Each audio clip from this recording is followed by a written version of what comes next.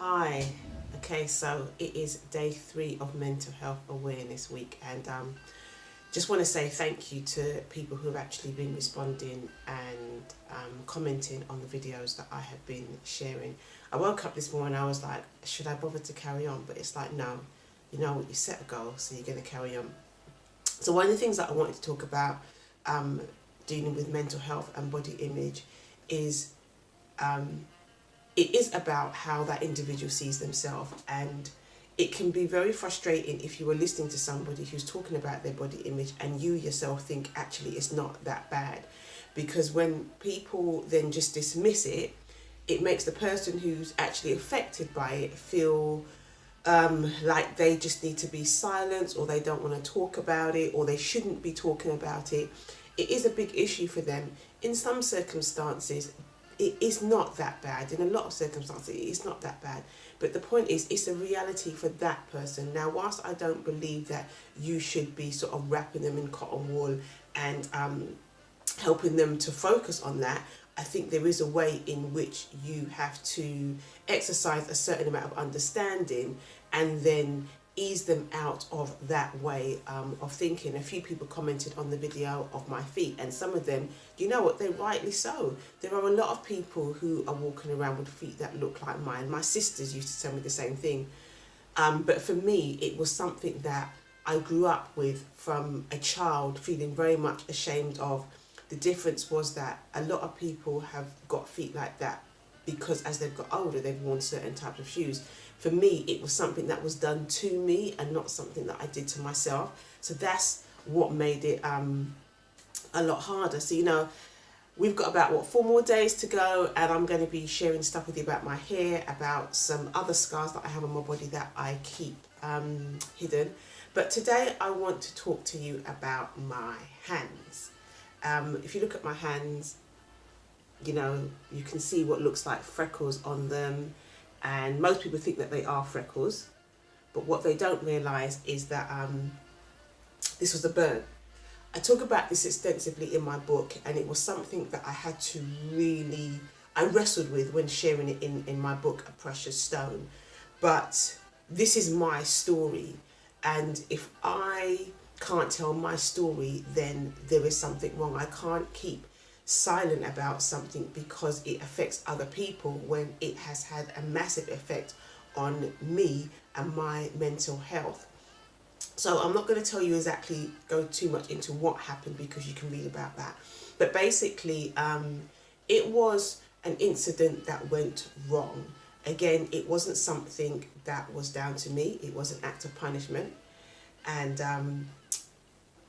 it left me not only scarred for life. I was off of school for about 6 months, and basically where you see all these freckles here, after the incident happened, it was just raw flesh.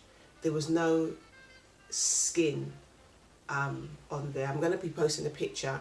I came across a cake a few years ago. It sounds crazy.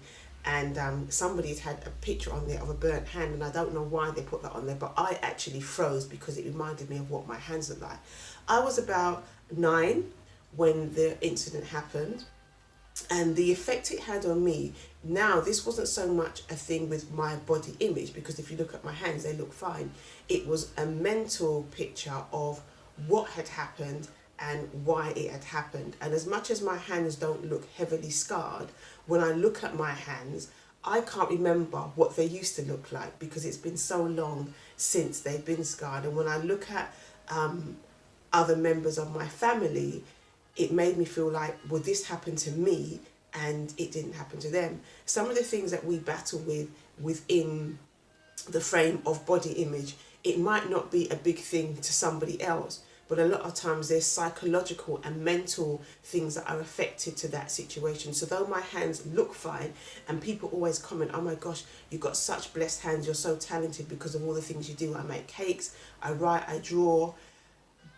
And every time they say that, all I think about is what happened to my hands. I'm at a place now where the mental trauma of that incident, it does not affect me, but for many, many, many years, it affected me heavily. My mind would go back to what happened and why it happened, and the incident left me blaming myself for what had happened. And I know I'm diverging slightly, and hopefully I'm making sense. But when you are a child and you are subject to something that leaves you scarred, there is the trauma from the scarring, but more importantly, there's the trauma from the incident that happened. And for me, it was the incident that happened. And because my hands don't look heavily scarred, in some ways it was easy to forget. I wasn't constantly reminded about it because they look okay. But mentally, I was constantly reminded about it. As a chef, there will be times when I would go to put vegetables, we call it blanching, in boiling hot water, and just as I'd get to the pot with the water, I would freeze because it reminded me of the hot water that was used to burn my hands.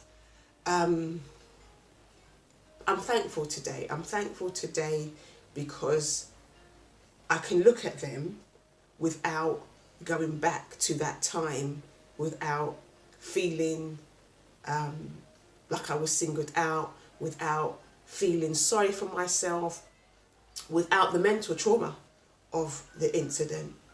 I look at my hands now and I feel empowered because it's like, well, if I could live through that and I could fight through that and I could go through that as a child at such a young age, then how much more as an adult? When I look at them, they serve as a reminder of my strength. They serve as a reminder of this happened to you. There was a time when I blotted it out of my mind, and because I just had to.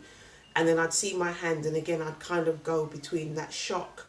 Did this happen? Did this not happen? Of course it happened, because here's the evidence, that it happened. So for all of you out there who call me blessed hands, yes, these hands are blessed. And as a Christian, as a child of God, I share a part in my book where I believe I had a conversation with God and he spoke to me about my hands. So today, this topic was about the psychological, the mental trauma attached to some of the issues that we have with our body. They might not always look intense. I might not have scars that are all visual and they look horrible and so forth. But even something like this, which to everybody else just looks like freckles, it is a mental scar. It has a mental scar. I have a physical scar, and there is the trauma attached to that. So let's be careful in how we dismiss certain things when people are sharing their stories with us, and be attentive to what they're saying, listen to what they're saying, and try to nurture and support that person and ease them out to a positive way of thinking that strengthens and helps them and builds them up. So that is me, Gemma Regis. I look forward to sharing with you tomorrow some more, and I hope that that helps you and helps other people who are suffering, to let you know that you're not alone. You really, really aren't alone. And sometimes we can be made to feel, well, it's not that big a deal because it's nothing serious. When you read my book and you hear about what happened, you'll realise why it affected me the way it did. And I don't think that it should always be a case of us having to bare our heart and soul for people to get the actual, the bigger picture of what happened. I think in some incidences, you just have to open your ears and listen to what those individuals are saying and give them as much help and support, like I said, to get them to a positive mindset. Because for me, it wasn't just about the scars, it was about taking that blame off of myself and laying it where it needed to be laid and not owning it. I carried something that had happened to me like I was the person who had caused it. I hadn't caused it. I was innocent in all of this. And that's another point. Some people, their body, what's happened to them has been something that was done to them. And when it's something that was done to you, it takes on a completely different mindset and thought pattern. So enough of my rambling on. So day 3 of Mental Health Awareness Week, and we are talking about body image. I'll see you tomorrow.